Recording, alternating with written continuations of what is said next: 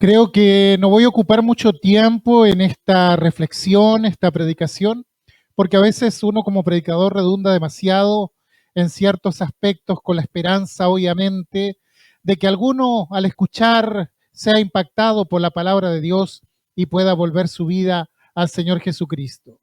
Creo que Dios me ha dado una cierta aptitud para la enseñanza, preparar lecciones, estudios bíblicos. Y cuando se trata de un estudio, cuánto tiempo transcurra no tiene mayor implicancia, ya que se están acuñando conceptos, enseñanzas, doctrinas que vienen a fortalecer nuestra vida en Cristo. Pero hoy quiero hablar del Evangelio del Señor. Hoy yo quiero predicar a Cristo, el Evangelio de Jesucristo, presentar la sublime oferta del Evangelio de Jesús a aquellos que aún se han mantenido fuera de esta experiencia bendita. Y creo que frente a esta invitación no es necesario redundar demasiado. Si uno tiene oídos para oír, que escuche lo que el Espíritu Santo tiene para decir. El Evangelio de Jesucristo se presenta como un llamado, es una invitación. Y el único que debe traer convicción al alma es el Espíritu Santo. El predicador puede ser muy persuasivo, pero si el Espíritu Santo no impacta la vida con la palabra, nada de lo que se diga tendrá sentido para el que escucha. Por eso cuando predicamos el Evangelio de Jesucristo, es necesario estar atentos, aprender a escuchar desde abajo, con una actitud de reflexión, de consideración, de humildad, no de contraargumentación. Simplemente que Dios diga lo que tenga que decirnos y estar dispuestos a atender solícitamente al llamado que nos hace. Conozco a personas que han escuchado muchas predicaciones, muchos sermones de la Biblia, pero están como predispuestos a rechazar. Y pareciera ser que nada logra conmoverles. Esa no es la actitud. De nada sirven nuestros argumentos humanos cuando es nuestra vida eterna la que está en juego. Es por eso que quiero de un modo sencillo, pero muy enfáticamente, en esta hora hablar del Evangelio de Jesucristo y que el Señor a través de su Espíritu pueda alcanzar la salvación de vidas. ¿Sabe? Estuve toda la semana preparando un sermón para esta hora y resulta que este día percibo de que lo que Dios quiere hablar es esta palabra, este mensaje. Quizás haya alguien que todavía no se ha rendido al Señor, que ha escuchado la palabra, que ha escuchado la predicación, pero nada ha logrado conmoverle hasta ahora. Que el Señor pueda hablarle también a sus vidas. En esta oportunidad Dios ha puesto una fuerte carga en mi corazón a predicar evangelismo, a plantear una pregunta que puedo extraer de la palabra de Dios, la cual el Señor se las hace a un pueblo, se la hace a un pueblo que estaba dejando de lado los designios, los propósitos de Él. Y Dios quiere que pueda en esta hora tener la suficiente fuerza y claridad espiritual para hacerlo de tal modo que nadie pueda quedar indiferente frente a ella. Y esta pregunta es la que encontramos en Hebreos capítulo 2, verso 3. Y dice, escúchelo bien para que pueda dar una respuesta coherente.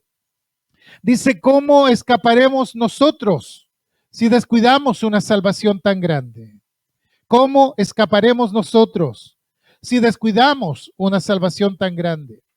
Cuando uno lee los versículos anteriores, puede notar con toda claridad que trata de la urgencia del mensaje que ha sido proclamado a la humanidad, de la importancia que debe revertir este mensaje en cada persona.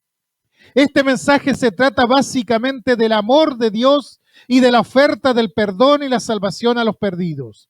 Y es un mensaje que debemos atender con diligencia por la magnitud de su importancia. Hay mucha gente que ha escuchado el mensaje, pero responde con indiferencia.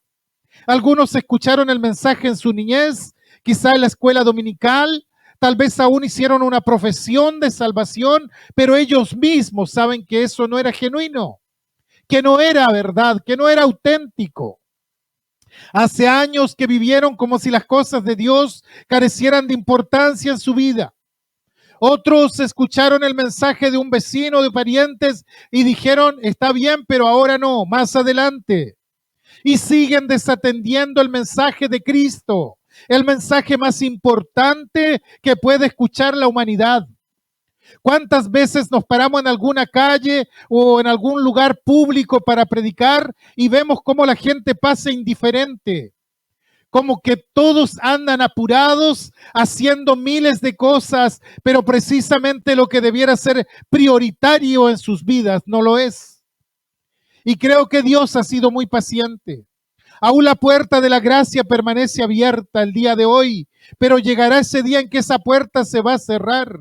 Y hay de aquellos que no quisieron oír. Hay de aquellos que hicieron oídos sordos a la amable invitación de Cristo. Entonces, ¿cómo escaparemos nosotros si descuidamos una salvación tan grande? Es una pregunta que ni aún los eruditos bíblicos pueden contestar. Los pastores no pueden contestar porque simplemente no hay ninguna manera de escapar si descuidamos una salvación tan grande. Tal vez te estés preguntando de cuál peligro es el que debo procurar escapar.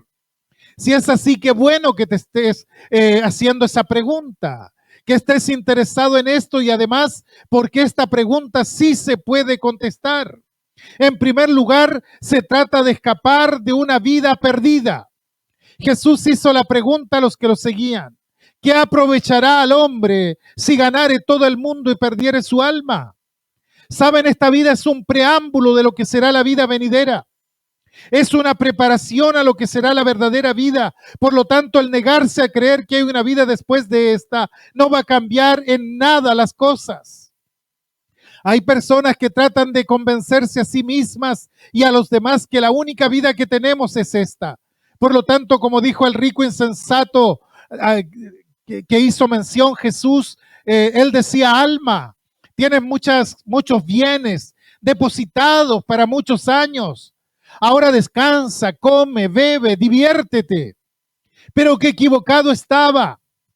Dice que esa misma noche él murió. Y seguramente cuando se dio cuenta de su error, ya era demasiado tarde. Que Dios nos libre.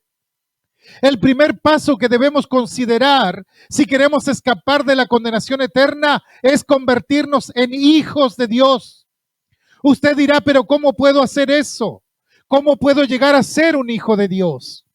Juan 1:12 dice que a todos los que lo recibieron, los que recibieron a Jesús, les dio autoridad de ser llamados hijos de Dios. Ahora usted se preguntará, ¿y qué es recibir a Jesús? Recibir a Jesús es creer en Él y sujetarse a su divina voluntad, sí, porque hay muchos que dicen creer, pero no hacen la voluntad de Dios. Cuidado, esto no es así. Para llegar a ser un hijo de Dios, yo debo reconocer primeramente mi miseria espiritual, mi propia indignidad delante de Dios y venir arrepentido ante Él, reconociendo que he pecado, que he desobedecido sus códigos de santidad y pureza. Qué importante es el arrepentimiento en todo esto, pero qué difícil se nos hace arrepentirnos, tan orgullosos que somos, que no queremos reconocer nada delante de nadie. Vivimos la utopía de la perfección.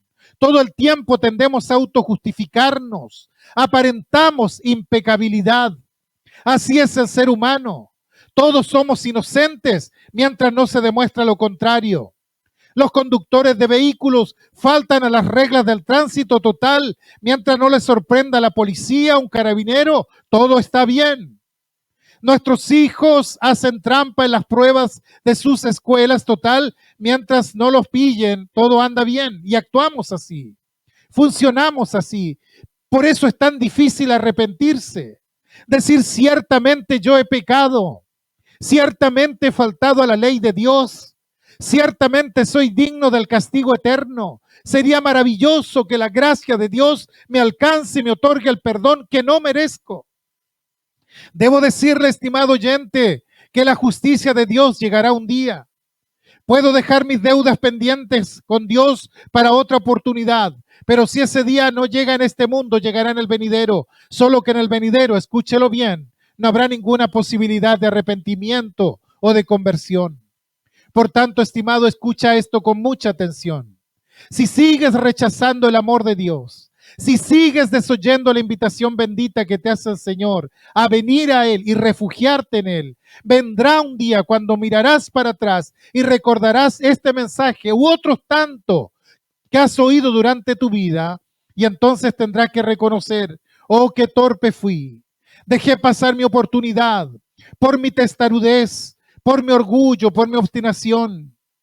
El evangelista Juan Bray relata la historia de una joven incrédula. Su papá era creyente y estaba moribundo, internado en un hospital. La joven pasó a verle una mañana y él con una voz tenue le dijo: hija, tienes que arrepentirte de tu rebelión. Tienes que integrarte a Jesucristo. Él es el único que puede perdonarte y darte vida en abundancia. Ella, en vez de hacer caso, se levantó, miró a la cara de su padre con cierto enojo y dijo: ay, papá, tú estás loco, tú estás loco. Y salió de la sala. Por la noche de aquel mismo día, un pastor recibió una llamada pidiendo que vaya a orar por aquel hombre porque ya estaba a punto de morir. Al pasar por la puerta del hospital, el pastor se encontró con la hija del hombre porque ella también fue informada de que su padre se estaba muriendo. Al llegar los dos a la puerta, a la sala de hospitalización donde estaba su padre, una enferma los detuvo. Miraron hacia adentro y vieron que su papá tenía el rostro tapado con una sábana. Eso indicaba que él ya estaba muerto. La muchacha se dio vuelta y comenzó a gritar. Agarró la manga del pastor y le llevó al pasillo y le dijo: pastor, usted tiene que ayudarme. Él la llevó a un banco donde pudieron sentarse y le preguntó: ¿en qué te puedo ayudar? Sin embargo, otra vez ella dijo: tiene que ayudarme. Yo he hecho algo que jamás debí haber hecho. Entonces ella le relató de cómo su papá le había rogado aquella mañana que se arrepintiese y que se entregase a Cristo, pero que ella le dijo: papá, tú estás loco. Ella le preguntó: ¿qué puedo hacer para deshacer esto? El pastor la miró a los ojos y le dijo: lamento mucho, querida, no hay forma de deshacer lo que has hecho, porque tu papá ya no está en este mundo. Ella tuvo que pasar el resto de su vida sabiendo que las últimas palabras que le dijo a su amante padre fueron: papá, tú estás loco. Estimado oyente, si una u otra vez tú has dicho no a Dios, quiero decirte que aún hay esperanza de que te arrepientas mientras estás con vida. Puedes arrepentirte y pedirte perdón de Dios, pedirle perdón a Dios, pero ¿estás dispuesto? ¿Lo harías ahora mismo? ¿Qué te lo impediría? ¿Habrá algo más importante que reconocer el señorío de Cristo y recibir la salvación que por gracia Él nos ofrece? Quizás has sido una mala influencia para tus amigos, para tus compañeros más cercanos todo este tiempo, y con tu ejemplo lo estás confundiendo y de una u otra forma llevándolos hacia la perdición. Pero si alcanzas la salvación y vas al cielo, es casi seguro que vas a llevar a otros también contigo. No obstante, si no eres salvo y vas al infierno de igual manera, llevarás a otros contigo.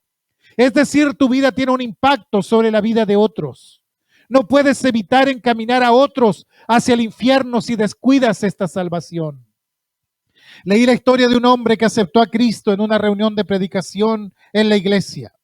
El hombre tenía 64 años de edad.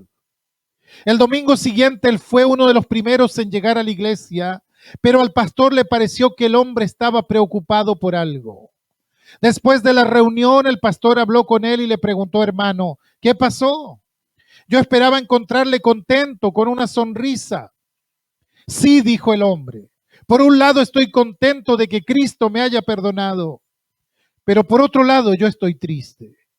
Y entonces le contó al pastor que después de aceptar a Cristo el domingo anterior, él se fue a la casa de su hijo para decirle lo que había pasado y para invitarle a asistir a la iglesia con él.